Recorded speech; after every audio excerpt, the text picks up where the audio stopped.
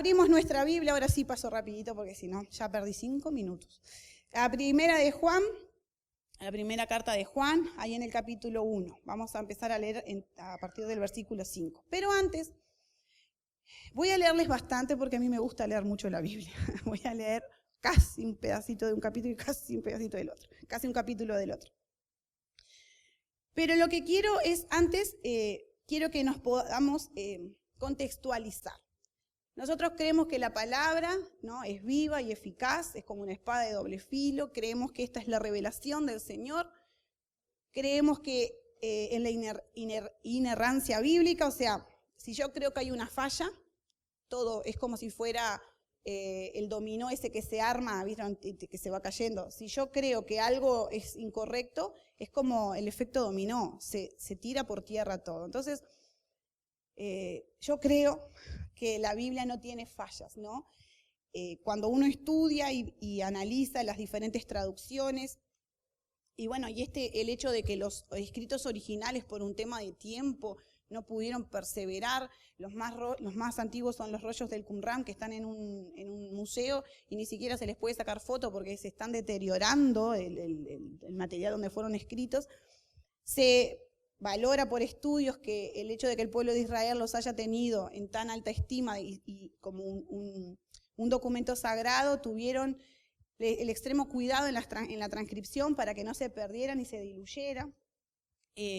Uno cuando estudia sabe que cuando se traduce de un idioma al otro cambian cosas, ¿sí? Porque, por ejemplo, yo les contaba la otra vez que cuando se va a traducir la Biblia, por ejemplo, a una aldea, a una tribu que está en el medio del Amazonas, que jamás salió, y no le podemos decir que el corazón va a quedar más blanco que la nieve, porque no conocen la nieve, porque viven en un lugar tropical y no saben lo que es la nieve. Entonces se traduce más blanco que la mandioca, que es lo más blanco que ellos conocen, ¿no? Y también aparece ese texto, dice, el que quitare un punto y una jota, ¿no? Será.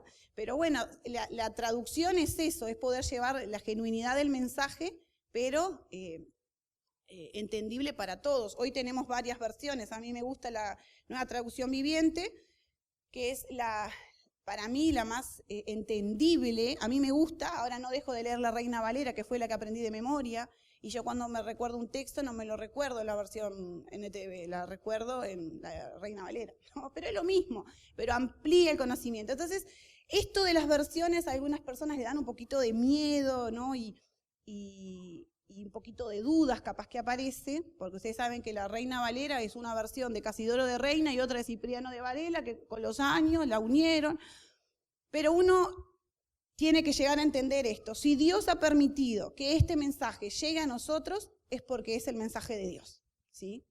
Porque nosotros también sabemos que a la Biblia la han querido destruir, han querido aniquilarla, han querido sacarla de circulación y no han podido, sigue siendo el libro más vendido.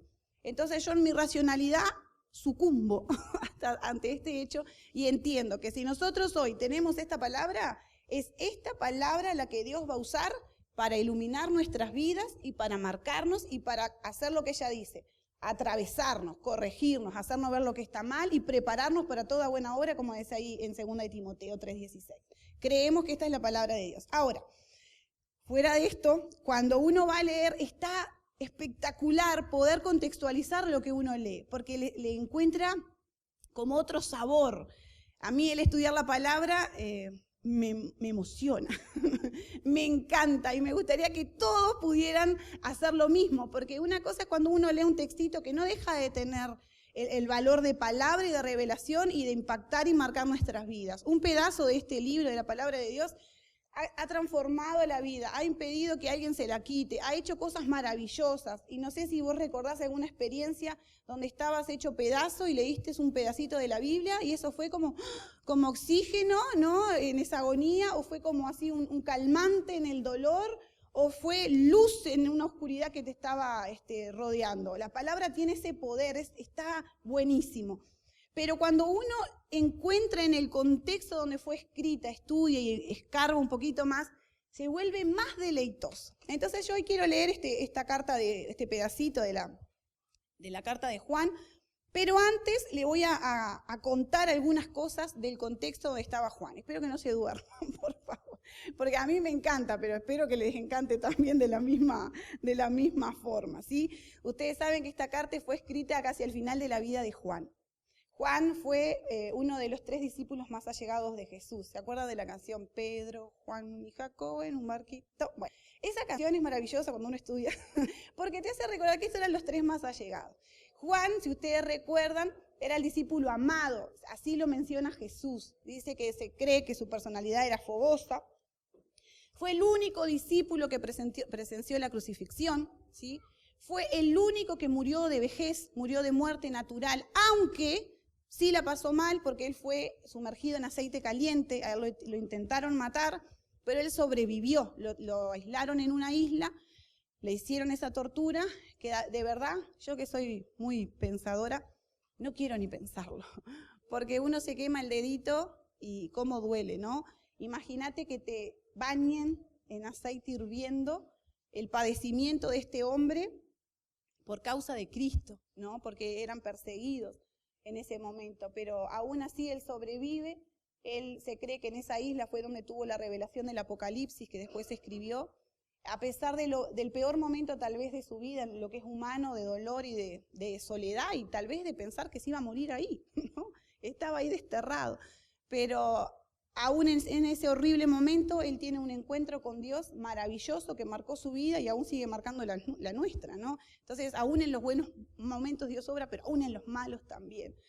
Dice que este hombre murió de 90 y pico de años, se cree, murió viejito, y en sus últimos años él siguió cuidando de las iglesias. Se cree que se radicó en Éfeso, pero él estaba siempre cuidando a las iglesias, que en ese tiempo no eran iglesias como nosotros, porque debido a la persecución tenían que reunirse en casas, y un poco a veces escondidos, pero él estaba siempre atento. E incluso estas cartas que nosotros tenemos, él las escribía a modo de cuidado, ¿sí? Eran como los WhatsApp de esos tiempos, ¿sí?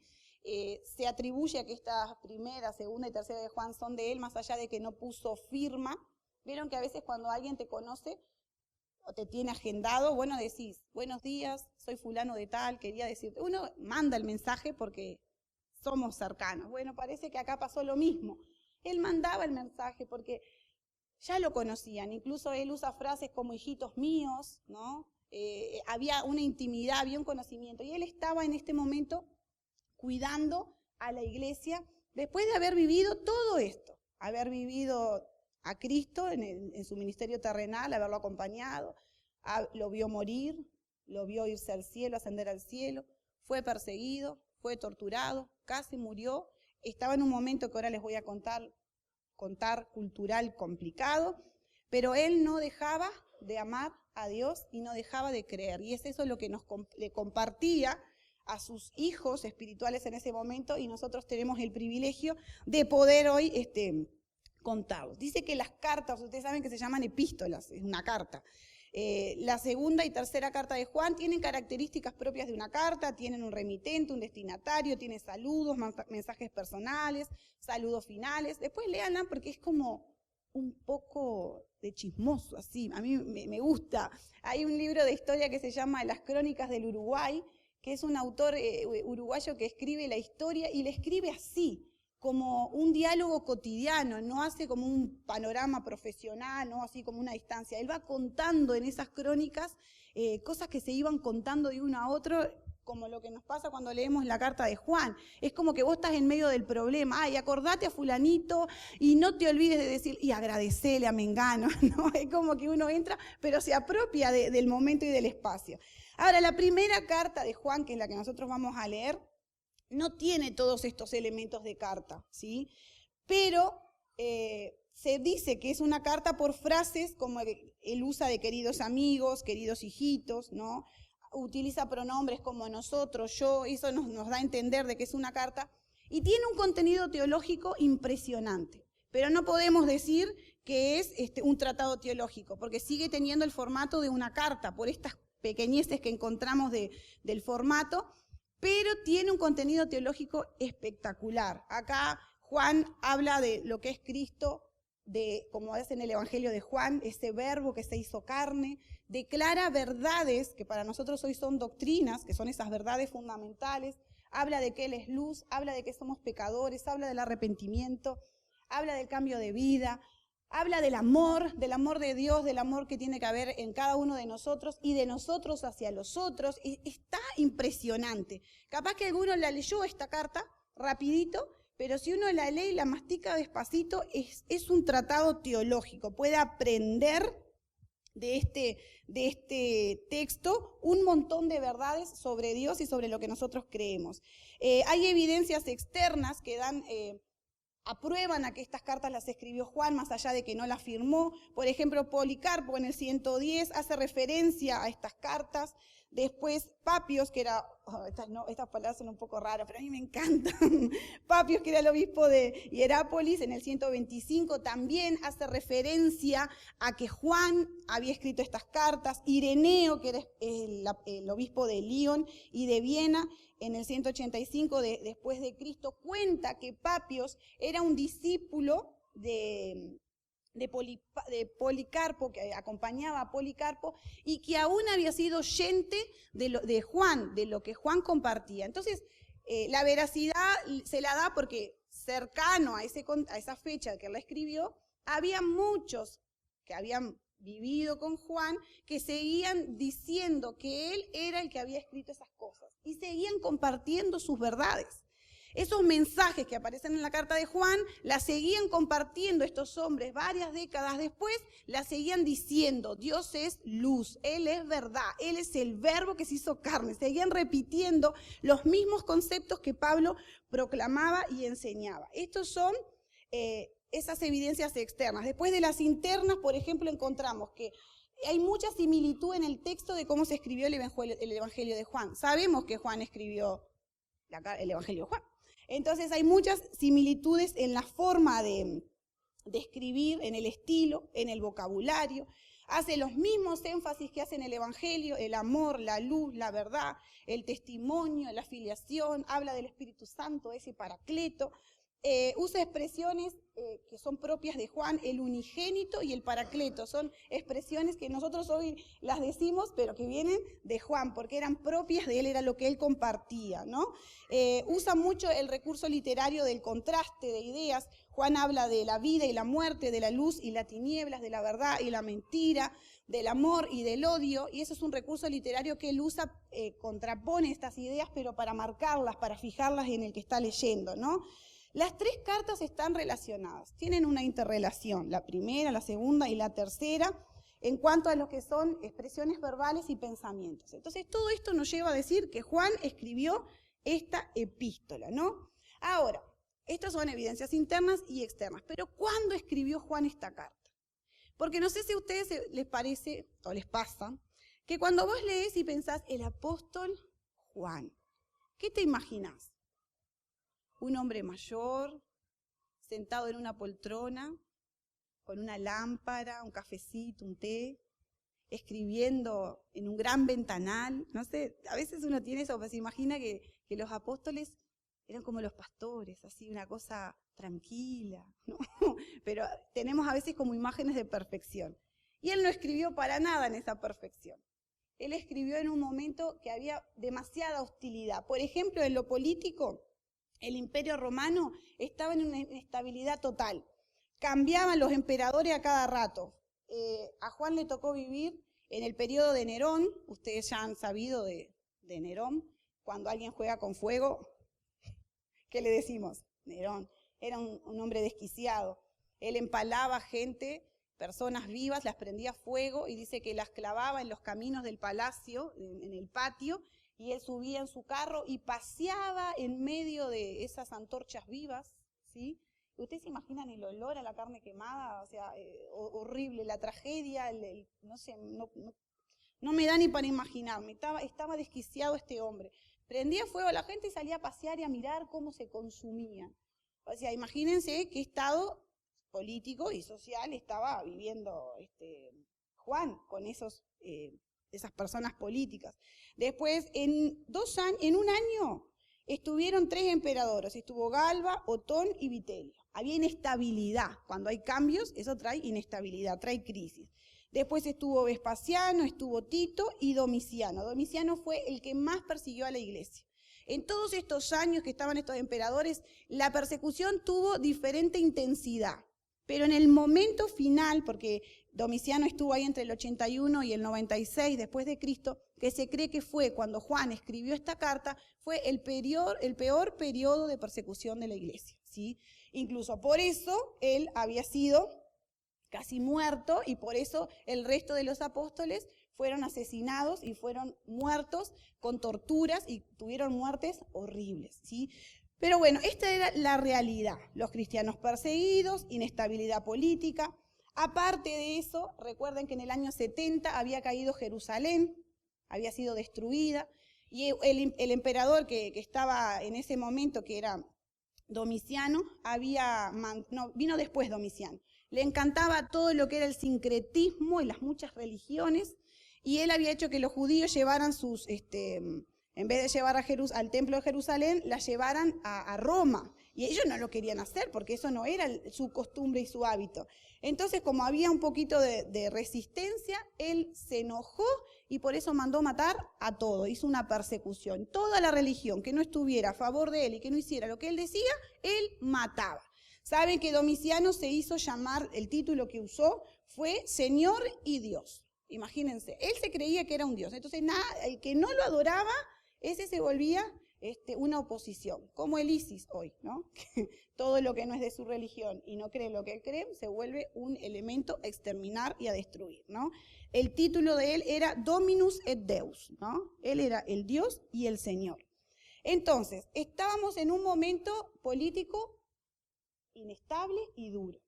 Aparte, había revueltas, porque los judíos tenían a una parte que se llamaban los celotes, que ellos creían que Dios le había dado el objetivo, el propósito de liberar a los judíos, al pueblo de Israel, de liberar a los judíos de los romanos. Entonces ellos vivían haciendo revueltas, guerrillas, altercados, matanza. Era una locura. Ahora, no sé si a ustedes les pasa que a veces uno piensa en el presente y ve inestabilidad, y ve problemas. Gracias a Dios estamos mejor que en Chile. En Chile estuvieron un poquito más complicados hace un tiempito, ahí con enfrentamientos en la ciudad y prendían fuego iglesias y estaban un completo. Nosotros hoy estamos en una inestabilidad, gracias a Dios, un poquito más calma, ¿no? Pero aún en lo que es de ideologías, nosotros estamos en una guerra constante, ¿sí o no? Todo el tiempo cambian las ideas y cada idea que viene quiere destruir, derrocar y aniquilar todo lo que estaba antes, ¿no? Hay inestabilidad en las formas de pensar. Hoy no tenemos a un Domiciano que se dice Dios y Señor y Dios, digno de adoración. Pero sí estamos en un momento social donde el humanismo ha crecido y ha creído que puede todo. Por esto vienen estas ideas de los transgéneros, de hacer lo que yo quiero, me puedo transformar en lo que quiero. ¿Qué está diciendo este humanismo?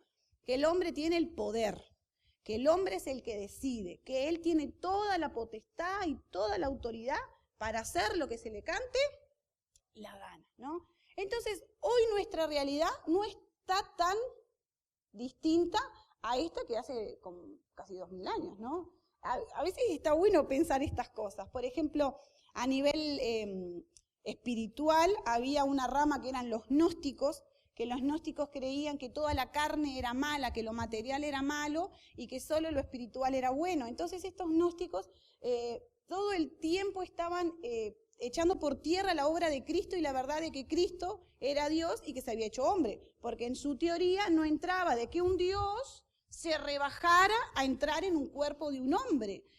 No podía ser, ¿no? Entonces ellos predicaban en contra de Jesucristo. Predicaban en contra de esta verdad que nosotros hoy creemos y declaramos. Y que en nuestra razón tiene un electroshock, porque de verdad que decir, yo cada vez que digo Dios 100% hombre y Dios 100% Dios, te da un electroshock, pero lo creo, ¿sí? Yo creo que Dios nos amó de tal manera, como dice Juan, que dio a su Hijo.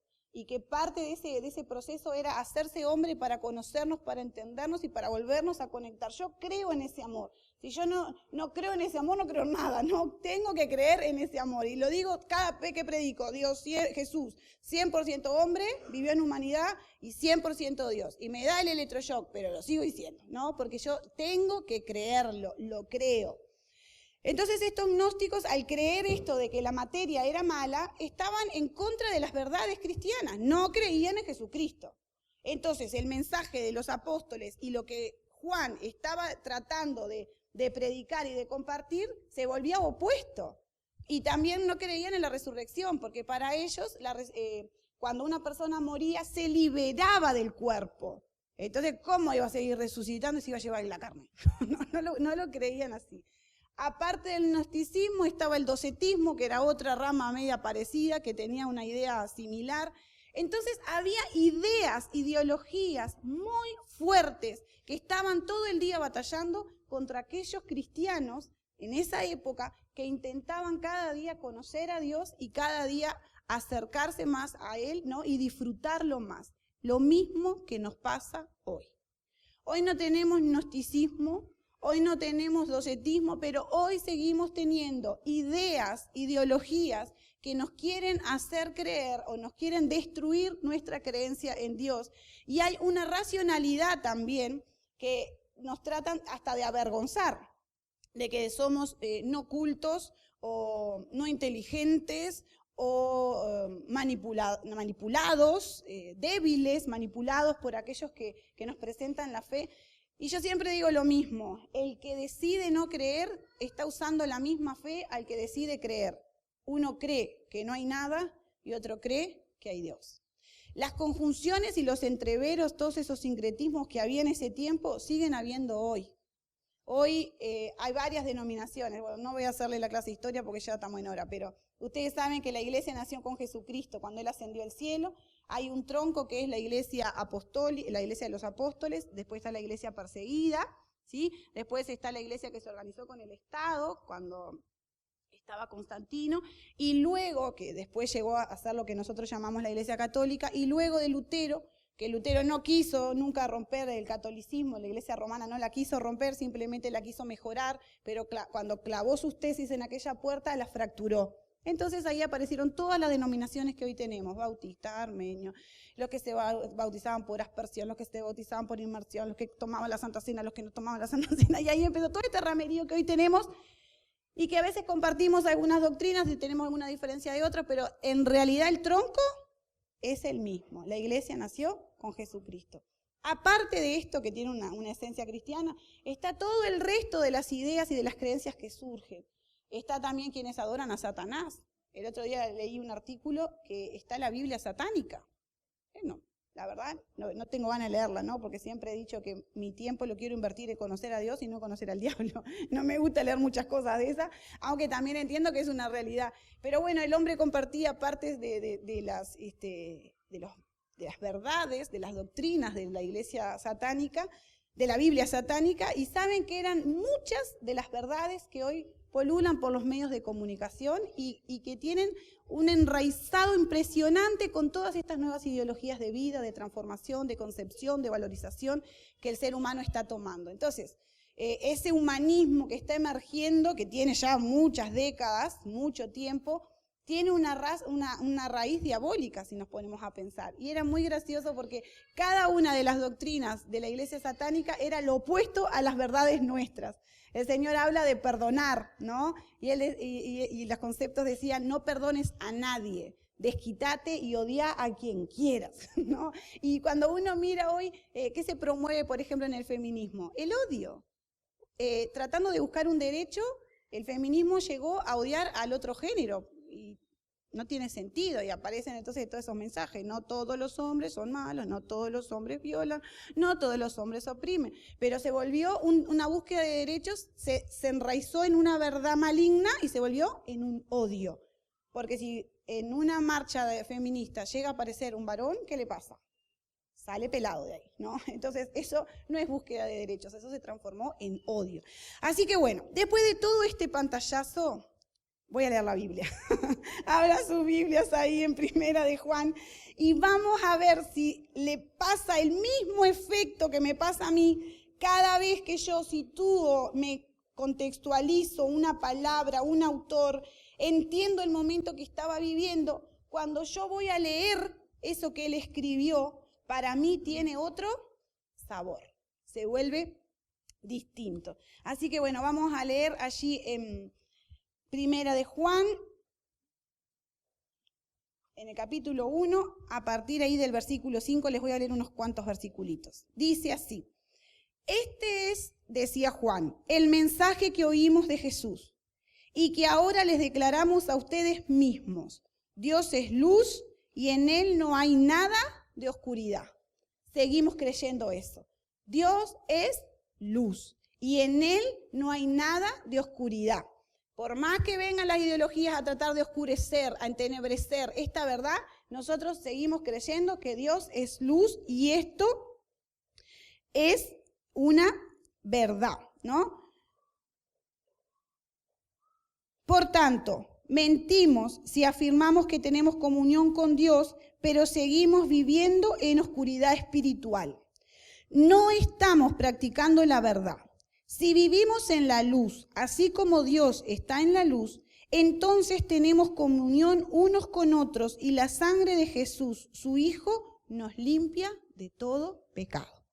Si afirmamos que no tenemos pecado, lo único que hacemos es engañarnos a nosotros mismos y no vivimos en la verdad. Pero si confesamos nuestros pecados a Dios, Él es fiel y justo para perdonar nuestros pecados y limpiarnos de toda maldad. Si afirmamos que no hemos pecado, llamamos a Dios mentiroso y demostramos que no hay lugar para su palabra en nuestro corazón. Nosotros tenemos una naturaleza pecaminosa. Desde el momento que Adán y Eva cayó, esa naturaleza se rompió.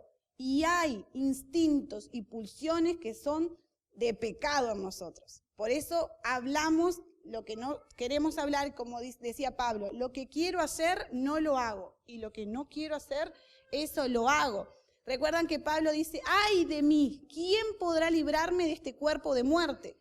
Ese cuerpo de muerte era una tortura romana que le ataban, así como a unos crucificaban, a otros lo llevaban a un monte alejado y le ataban un muerto con alambres, lo envolvían con un muerto, y el muerto, ¿qué le pasa? Empieza a descomponerse.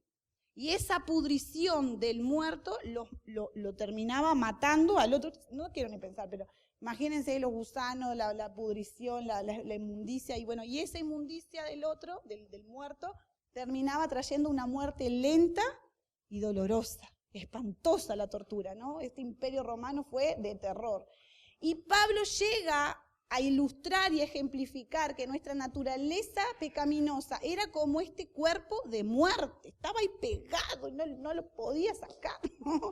Porque nosotros queremos hacer las cosas bien, pero ¿no te pasa que de repente ¡pra!, te sale ahí una cosa mala y vos decís, ¿y esto de dónde salió? Y era de adentro tuyo.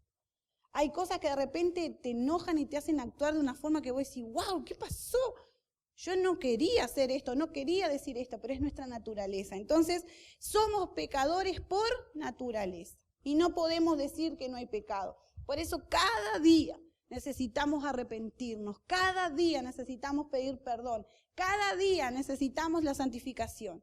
Saben que cuando uno acepta a Cristo, recibe la santificación general, ¿no? En esa adopción somos santificados, pero hay una santificación diaria, porque cada día pecamos, aún con el pensamiento, aún con las intenciones, porque dice Dios que Él aún conoce las intenciones del corazón. Entonces, necesitamos cada día santificarnos, cada día pedirle perdón al Señor y cada día determinarnos a ser distintos. Yo le llamo la santificación de limpia parabrisas, ¿no? Porque vos lavás tu auto y lo dejas limpito, pero cuando empezás a andar, ¿qué te pasa? Se te mueren todas las moscas ahí en el parabrisas. ¿Y qué tenés que hacer? ¿No? Agüita y tiqui, tiqui, tiqui, tiqui.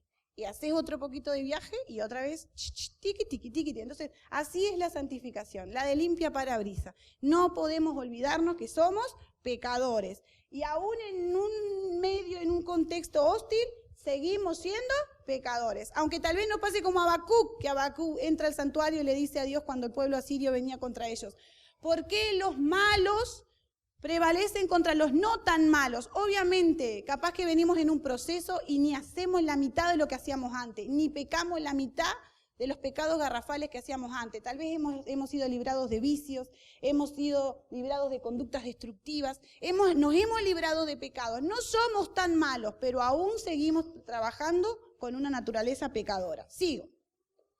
Ahí en el capítulo 2, mis queridos hijos, estas frases que hablan de una carta, no de un tratado teológico. Les escribo estas cosas para que no pequen. Este hombre, este pastor, este líder, este obispo, este anciano, había transitado, tenía una historicidad que le había dado ciertas enseñanzas y ciertos valores, pero él los quería compartir y le decía a través de estas cartas: no pequen. Pero miren lo que dice acá: pero si alguno peca, tenemos un abogado que defiende nuestro caso ante el Padre. Es Jesucristo, el que es verdaderamente justo. Él mismo es el sacrificio que pagó por nuestros pecados. Y no solo los nuestros, sino también los de todo el mundo. Una de nuestras más grandes verdades teológicas, nuestra doctrina mayor. Jesucristo se hizo hombre y pagó un precio para nuestra salvación. Hoy podemos orar. Hoy podemos sentir al Espíritu Santo. Hoy podemos escuchar a Dios. Hoy podemos ser iluminados por la palabra de Dios, por ese precio que Cristo pagó. Podemos, dice el capítulo 3 el versículo 3 del capítulo 2, podemos estar seguros de que conocemos a Dios si obedecemos sus mandamientos. Se puede obedecer los mandamientos del Señor, aun que el contexto sea hostil.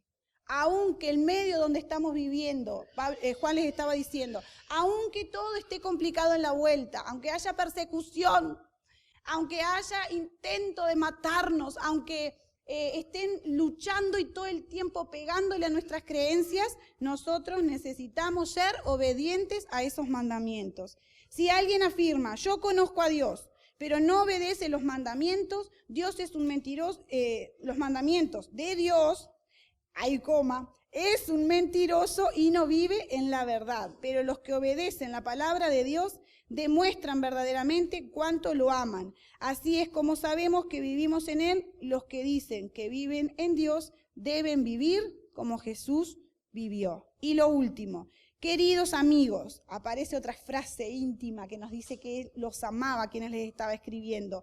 No les escribo un mandamiento nuevo, sino más bien uno antiguo que han tenido desde el principio.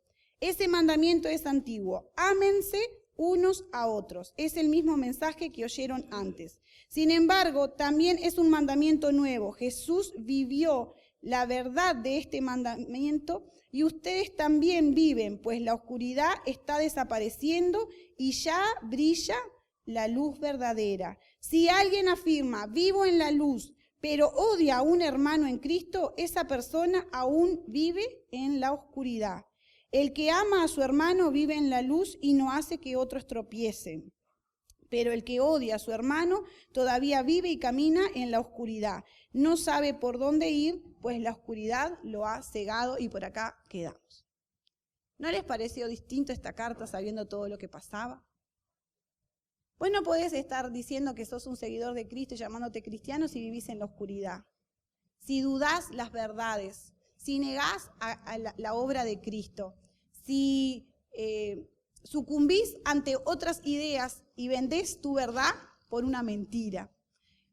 No podemos decir que somos cristianos si vivimos en la oscuridad, si practicamos o le damos veracidad a cosas que no son.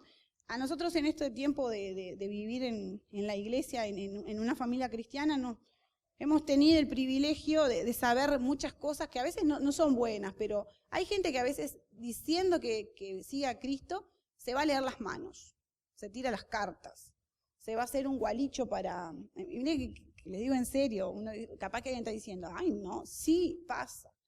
Y acá Juan es clarito: si no vivís en la luz, vivís en la oscuridad. Y una realidad es, saben que hay una verdad que dice que la oscuridad no existe. que en realidad lo que pasa cuando uno dice que está oscuro es que hay ausencia de luz, ¿no? Entonces, la oscuridad no es una existencia en sí, sino que es el resultado de la ausencia de la luz. Entonces, si nosotros no vivimos con el Señor, si nosotros no tenemos la luz de Cristo, la verdad de su salvación, podemos definirnos que nosotros vivimos en oscuridad. Si cada día no vivimos caminando hacia esa eternidad con el Señor, valorando su obra en la cruz, nosotros vivimos en oscuridad. Y está triste y duele un poco, pero nosotros tenemos que ser realistas. Juan estaba viviendo una situación terrible, pero Juan le dice, si no sos obediente a los mandamientos, no vivís en la luz, vivís en la oscuridad. ¿Qué eran los mandamientos? El dejarte amar por Dios y amar a los demás. Es bien claro cuando dice, si odias a alguien, no podés vivir en la luz.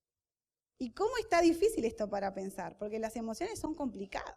Y a veces, cuando uno conoce a Dios, también hace como una segmentación que es insalubre, que dice, bueno, a la iglesia los amo a todos, pero después en la familia, ay, a este lo odio a muerte. No. Es una cosa solo, somos seres integrales. No podemos segmentarnos en las horas de cristiano mientras oro y soy un intercesor y las horas de mundano cuando hago lo que quiero y me dejo llevar. Es bien claro, los contrastes, estos contrastes literarios que son conceptos, ¿verdad? Es luz u oscuridad. Si yo vivo en la luz, tengo que hacer las cosas correctas. Si no hago las cosas correctas, por definición, estoy en la oscuridad. Y no hay grises, es luz o oscuridad. Entonces simplemente quise en esta mañana que pudiéramos reflexionar. Vivimos en una sociedad que convulsiona día a día, en cambios, como lo que nos pasó hoy. Nos levantamos y nos enteramos que murió Tabaré.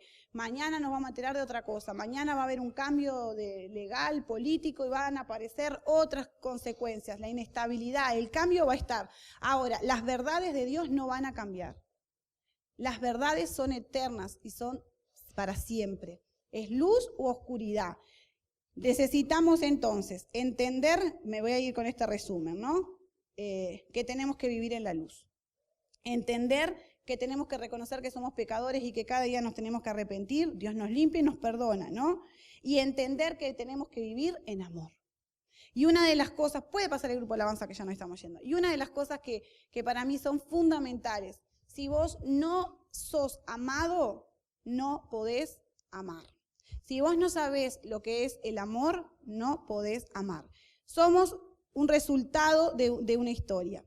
Podemos haber tenido complicaciones en esa historicidad, puede que haya habido alguien que no nos amó, puede que haya habido personas que nos lastimaron. Tuvimos en la iglesia un tiempo que tuvimos a unas muchachas que habían nacido en INAU, o sea, nacieron en sus hogares, INAU las sacó de sus familias y ellas llegaron a la iglesia con 18 años sin haber tenido un hogar.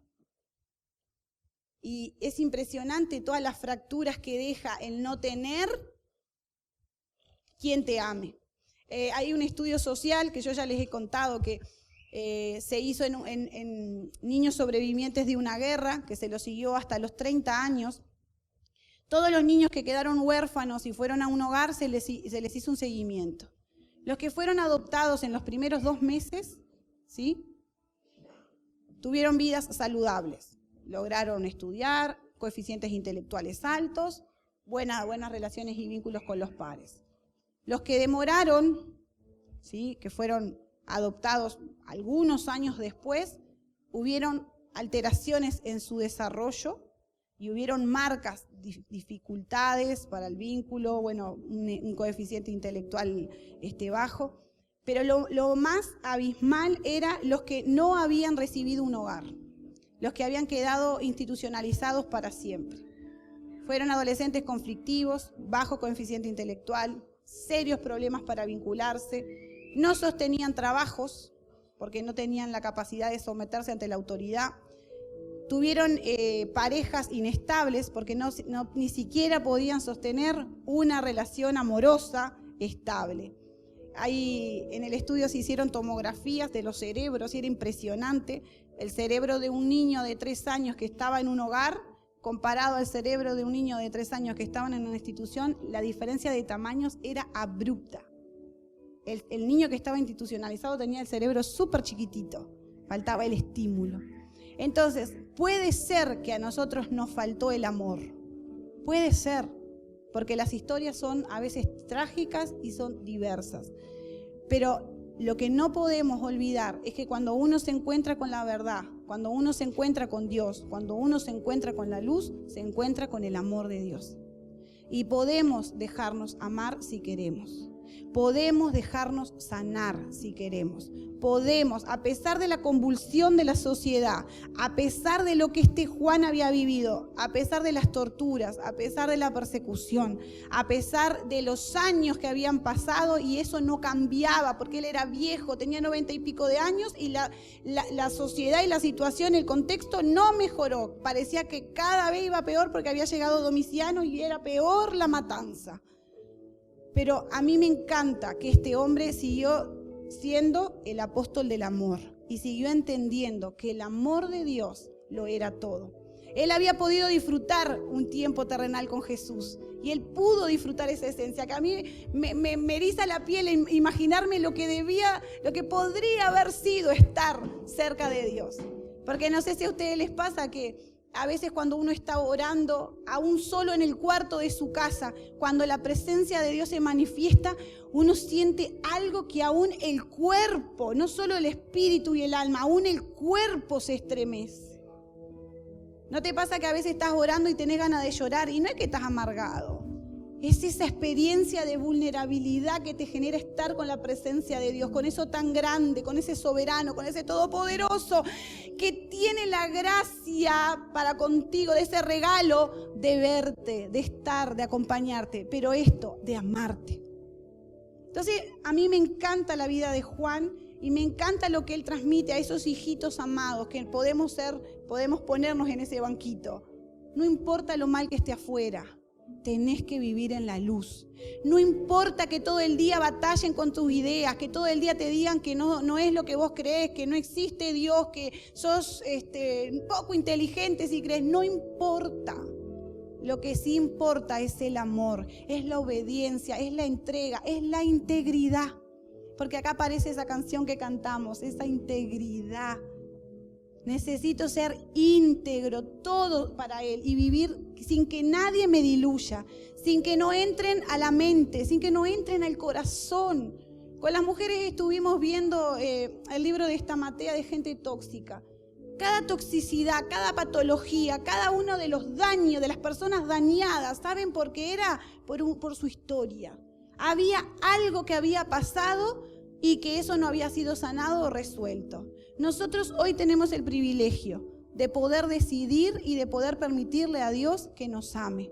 Hoy tenemos la oportunidad de poder decir, Señor, reconozco que soy un pecador, quiero vivir en la luz, quiero ser obediente, pero quiero vivir el amor. La Biblia, el mismo Juan un poquito más adelante dice, si alguno dice amar a Dios, pero no ama al hermano que vio, ¿cómo puede amar a Dios que no lo ve? Y son cosas elementales, necesitamos sanar, necesitamos perdonar, necesitamos dejar que ese amor de Dios nos transforme, necesitamos liberarnos, porque hoy cantamos esa canción, libre, libre, pero a veces la libertad no tiene que ser de la caja fonética para afuera, la libertad tiene que ser de la caja fonética, pero para adentro. Y déjate amar por el Señor. Eso era lo que quería reflexionar. Si este Juan, en ese momento de hostilidad, en esos años de vejez, de cansancio, porque el esqueleto se cansó, el cuerpo se avejentó, él seguía declarando y proclamando, Dios es amor. En su amor hay libertad, Él es la luz y donde está la luz no puede haber la oscuridad. Ese mismo mensaje es lo que nosotros hoy tenemos que seguir creyendo, tenemos que seguir declarando y tenemos que seguir compartiendo. Dejémonos amar por el Señor, dejémonos sanar, dejémonos liberar para poder ser libertadores de otros. Cada batalla que Dios nos hace ganar nos da una victoria, pero no es para poner un trofeo, sino es para ayudar a otro a que sea libre. Es para contarle, para compartir. Dejémonos amar por el Señor. Y vamos a terminar orando. Cantamos un pedacito de esta canción y voy a orar primero para el Facebook. Me cortan este pedacito, por favor.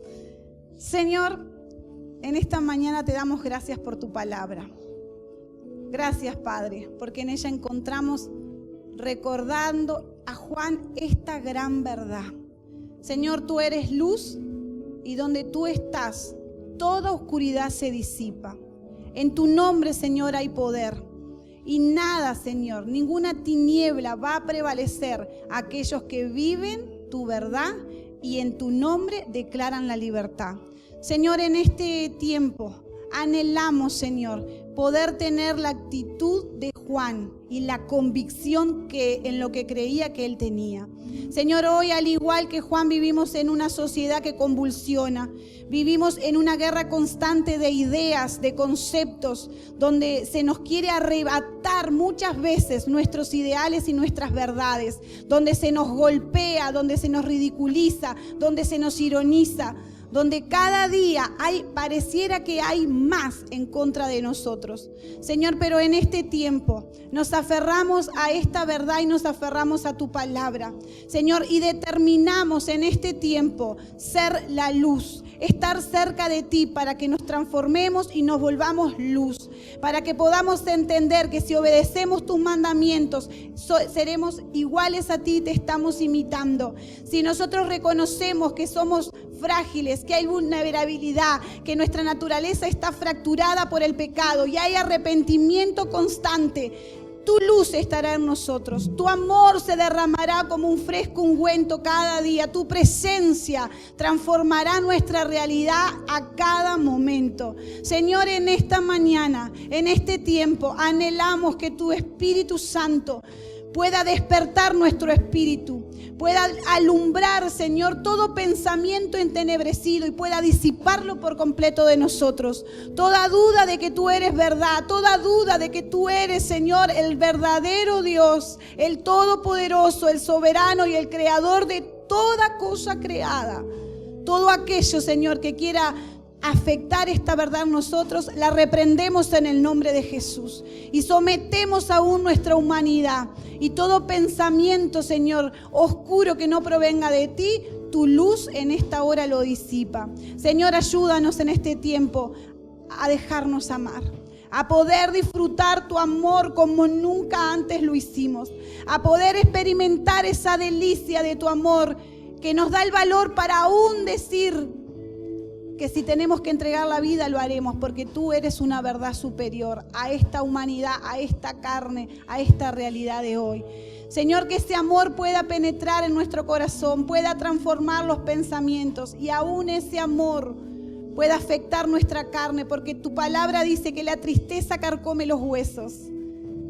Y entendemos entonces que el amor los fortalece, el amor los sana, el amor nos da vida. Por eso, Señor, necesitamos en este tiempo sentir tu amor, experimentar tu verdad. Padre, te damos gracias en el nombre de Jesús. Amén y amén.